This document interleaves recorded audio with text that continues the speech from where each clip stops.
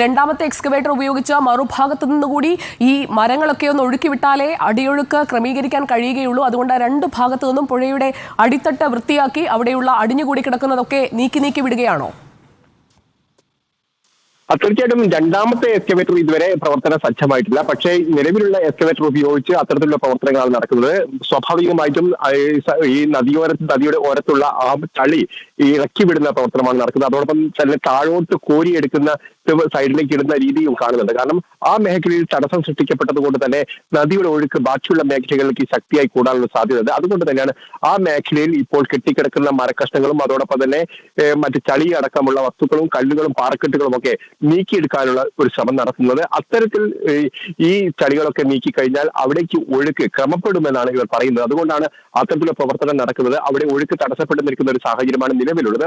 ഇന്നലെ മുതൽ ഇത്തരം പ്രവർത്തനങ്ങൾ നടക്കുന്നുണ്ട്. അതായത് മുകൾ ഭാഗം മുതൽ ഇപ്പോൾ ഏതാണ്ട് 25-30 മീറ്ററോളം നീളത്തിൽ ഇപ്പോൾ ഇത്തരത്തിൽ പ്രവൃത്തി നടന്നുകൊണ്ട് കഴിഞ്ഞു. ഇനിയിപ്പോൾ മറ്റൊരു എക്സ്കവേറ്റർ കൂടി വന്നിട്ടുണ്ട്. അങ്ങനെയാണെങ്കിൽ ഈ രണ്ട് എക്സ്കവേറ്ററുകൾ ഉപയോഗിച്ച് വളരെ പെട്ടെന്ന് തന്നെ അവിടെ ആഴത്തിൽ ഇത്തരത്തിലുള്ള ചളികളൊക്കെ നീക്കം ചെയ്യാൻ കഴിയും. അങ്ങനെ കഴിഞ്ഞാൽ പെട്ടെന്ന് തന്നെ സ്കൂബ ടീമിനെ ഇവിടെ ആഴത്തിൽ ഇറങ്ങിക്കൊണ്ടുള്ള പുഴയുടെ അടിവാരത്തേക്ക് ഇറങ്ങിക്കൊണ്ടുള്ള ഒരു പരിശോധനയിലേക്ക് പോകാൻ കഴിയും. ഏതായാലും സ്കൂബ ടീമും NDRFന്റെ സംഘവും അവിടെ.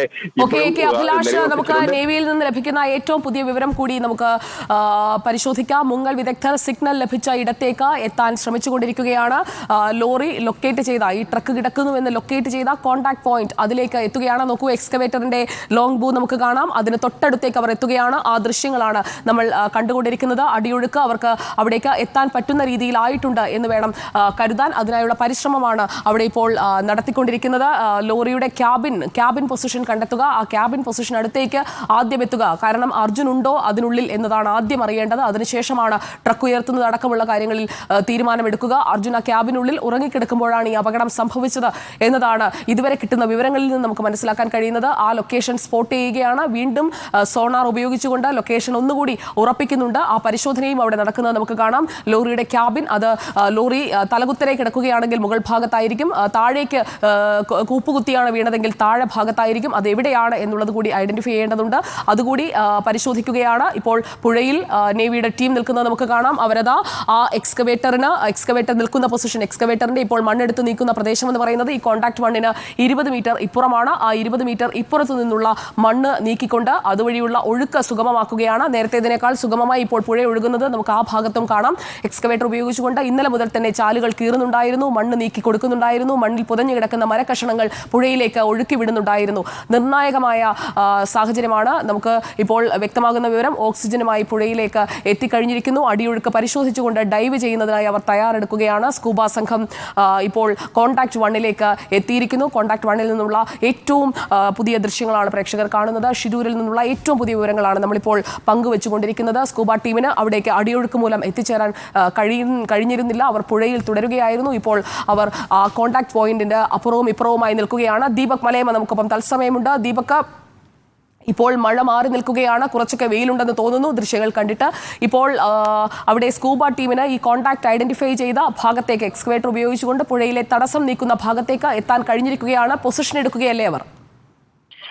അങ്ങനെ തന്നെയാണ് സുജയ. ആ ദൃശ്യങ്ങളിൽ നിന്ന് തന്നെ നമുക്ക് വളരെ വ്യക്തമാണ്. അതായത് അങ്ങനെ ഒരിടത്ത് നിലയുറപ്പിക്കാനുള്ള സാഹചര്യം ഇന്നലെ ഉണ്ടായിരുന്നില്ല. എന്നാൽ അതിൽ നിന്ന് ഭിന്നമായിക്കൊണ്ട് ഇപ്പോൾ അന്തരീക്ഷവും കൂടി കുറച്ച് അനുകൂലമായ പശ്ചാത്തലത്തിൽ ഡിക്കി ബോട്ടുകൾ ഉപയോഗിച്ച ആ നേവി സംഘം ഉൾപ്പെടെ നദിയിലേക്ക് ഇതിനോടകം തന്നെ ഇറങ്ങിക്കഴിഞ്ഞിട്ടുണ്ട്. ഇനിയൊരു ട്രയൽ ആയിട്ടുള്ള ഡൈവിനുള്ള സാധ്യതയാണ് ഇപ്പോൾ നമ്മൾ കാണുന്നത്. അങ്ങനെയെങ്കിൽ ഈ ഫസ്റ്റ് സ്പോട്ട് നേരത്തെ തന്നെ സോണാർ ടെക്നോളജി ഉപയോഗിച്ച് എത്തിയിരിക്കുന്ന ഇമേജുമായി ബന്ധപ്പെട്ടുകൊണ്ട് ഫസ്റ്റ് സ്പോട്ടിലേക്ക് എത്തിച്ചേരാൻ കഴിയുമെന്ന് തന്നെയാണ് നമ്മൾ കരുതുന്നത്. അങ്ങനെയെങ്കിൽ ആദ്യഘട്ടത്തിൽ ലോറിയുടെ ക്യാബിൻ കേന്ദ്രീകരിച്ചുകൊണ്ട് എത്തിച്ചേരാനുള്ള ശ്രമങ്ങളായിരിക്കും ആ സംഘം നടത്തുക എന്നുള്ളതാണ്. അത് എത്തിക്കഴിഞ്ഞാൽ പൂർണ്ണമായും അതിനകത്ത് ഏതെങ്കിലും തരത്തിൽ അർജുൻ കുടുങ്ങി കിടക്കുന്നുണ്ടോ എന്നുള്ളതിൽ ഒരു വ്യക്തത വരുത്താനുള്ള ശ്രമങ്ങൾ കൂടിയായിരിക്കും നടത്തുക. ആവശ്യമെങ്കിൽ ആ ട്രക്ക് ഉയർത്താനുള്ള നീക്കങ്ങൾ കൂടി ഉണ്ടാകുമെന്നുള്ള വിവരവും കൂടി ഈ ഒരു ഘട്ടത്തിൽ വരികയും ചെയ്യുന്നുണ്ട്. അങ്ങനെ സജീവമായിക്കൊണ്ട് തന്നെ രക്ഷാദൗത്യം പുരോഗമിക്കുകയാണ്. ഒരു ഭാഗത്ത് ബൂം എക്സ്കവേറ്റേഴ്സ് ഉപയോഗിച്ച മണ്ണ് നീക്കി അവിടെ നിന്നും ഒഴുക്ക് മുകൾ തട്ടിൽ നിന്നും വരുന്ന ജലത്തിന്റെ ഒഴുക്ക് സുഗമമാക്കി വിടാനുള്ള പ്രവർത്തനം പ്രവർത്തനങ്ങൾ പുരോഗമിക്കുന്നുണ്ട്. 2 ബൂം എക്സ്കവേറ്റേഴ്സ് ആണ്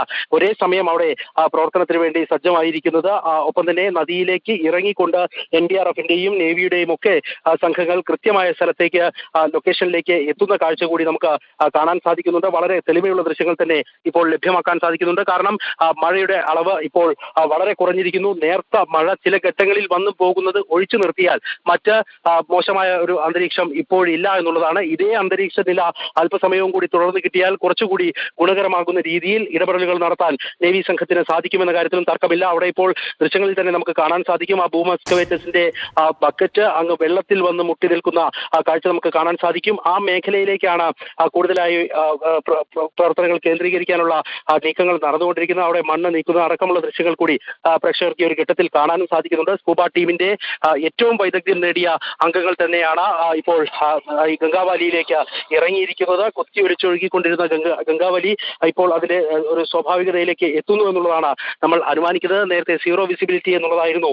നേവി PRO അടക്കം വ്യക്തമാക്കിയിരുന്നത്. ഇപ്പോൾ എന്നാൽ അതിൽ നിന്ന് ഭിന്നമായിക്കൊണ്ട് കുറച്ചുകൂടി കാഴ്ച സംവിധാനത്തിലേക്ക് കാര്യങ്ങൾ എത്തുന്നു എന്നുള്ള പ്രതീക്ഷയാണ്. യെസ്, അല്പസമയത്തിനകം തന്നെ ഡൈവിംഗ് ആരംഭിക്കുമെന്നുള്ളതാണ് നമ്മൾ കരുതുന്നത്.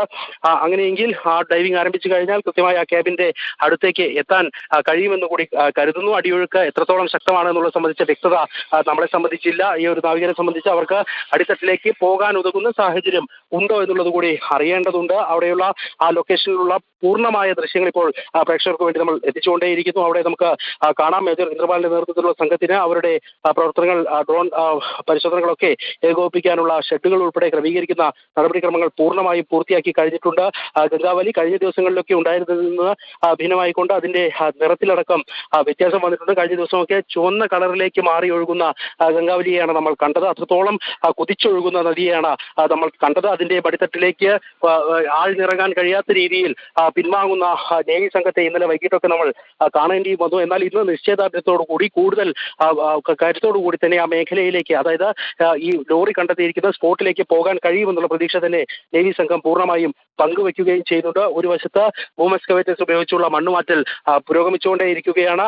അവിടെ ആ മണ്ണ് നീക്കുന്ന പ്രവൃത്തി എന്തായാലും നടത്തിയേ മതിയാകൂ. കാരണം ലോറിയുടെ അടുത്തേക്ക് ഇനി എത്താൻ സാധിച്ചാൽ തന്നെ അതിൽ അർജുനുണ്ടെന്ന് കണ്ടെത്തിയാൽ പോലും ആ വാഹനം അവിടെ നിന്ന് പുറത്തേക്ക് എടുക്കണമെന്നുണ്ടെങ്കിൽ ആ മണ്ണ് നീക്കാതെ മറ്റൊന്നും സാധ്യമാവുകയില്ല. ആ മണ്ണ് അല്പമെങ്കിലും നീക്കി അത് തുറസായ സ്ഥലത്തേക്ക് കാണുന്ന രീതിയിലേക്ക് ആ വാഹനത്തിന്റെ ഗതി മാറ്റിയാൽ മാത്രമേ അതിനെ അവിടെ നിന്നും ഉയർത്തിയെടുക്കുന്ന അടക്കമുള്ള നടപടിയിലേക്ക് പോകാൻ കഴിയുകയുള്ളൂ. പക്ഷേ ഇപ്പോഴും നേരിടുന്ന ഒരു വെല്ലുവിളി എന്ന് പറയുന്നത് ഇത്രയധികം ദൗത്യ സംഘം അവിടെ അശ്രാന്ത പരിശ്രമം നടത്തിയിട്ടും പൂർണ്ണമായ രീതിയിൽ അവിടേക്ക് ആ ഒരു ലക്ഷ്യസ്ഥാനത്തേക്ക് എത്തിച്ചേരാൻ കഴിയുന്നില്ല എന്നുള്ളതാണ്. അവരെ സംബന്ധിച്ച് അത് വലിയ തരത്തിലുള്ള ബുദ്ധിമുട്ട് ഉണ്ടാക്കുന്നുണ്ടാകും. സ്വാഭാവികമായും ഒരു ദൗത്യത്തിന്റെ ഭാഗമാകുമ്പോൾ ഏതൊരു ജീവനക്കാരനും ഏതൊരു നാവികസേന ഉദ്യോഗസ്ഥനും ഒക്കെ അത്തരത്തിൽ സമ്മർദ്ദങ്ങൾ ഉണ്ടാകാമെങ്കിൽ പോലും നേരത്തെ നമ്മൾ സച്ചിൻ ദേവിനോടും ഒപ്പം ലിൻഡോ ജോസഫിനോടും ഒക്കെ സംസാരിക്കുമ്പോൾ അവർ ആ ദുരന്ത ഭൂമിയിൽ പോയി അവിടെ ആ ലൊക്കേഷനിൽ ചെന്ന കാഴ്ചകൾ കണ്ട് തിരിച്ച് എത്തിയ ആളുകളാണ്. കൃത്യമായി വിവരങ്ങൾ ചോദിച്ച് ആരാഞ്ഞ് വന്നവരാണ്. അതുകൊണ്ട് തന്നെ അവരുടെ അടുത്ത് നമ്മൾ ചോദിക്കുമ്പോഴും മേജർ ഇന്ദ്രപാലൻ നൽകുന്ന മറുപടി എന്ന് പറയുന്നത് വളരെ ശുഭാപ്തിവിശ്വാസം നിറഞ്ഞതാണ് എന്നാണ്. അതായത് ഇപ്പോൾ ഉന്നത ഉദ്യോഗസ്ഥരടങ്ങുന്ന സംഘം ഈ ദുരന്ത ഭൂമിയിലേക്ക് പോകുന്ന കാഴ്ചയാണ് കാണാൻ സാധിക്കുന്നത്. അവര് കൂടുതൽ ആളുകൾ പോലീസിന്റെ സന്നാഹം ഉൾപ്പെടെ ഈ മേഖലയിലേക്ക് വരുന്നുണ്ട്. അത് ശിരൂരിലേക്ക് അവർ കടന്നു പോകുന്ന കാഴ്ച ഇവിടെ നമുക്ക് കാണാൻ സാധിക്കുന്നുണ്ട്. അങ്ങനെ മീറ്റിംഗ് അല്പം മുൻപാണ് അഡീഷണൽ ചീഫ് സെക്രട്ടറിയുടെ നേതൃത്വത്തിലുള്ള സംഘം യോഗം ചേരുകയും ദീപക് മലയമയാണ് വിവരങ്ങളുമായി നമുക്കൊപ്പം തുടരുന്നത്. ദീപക്.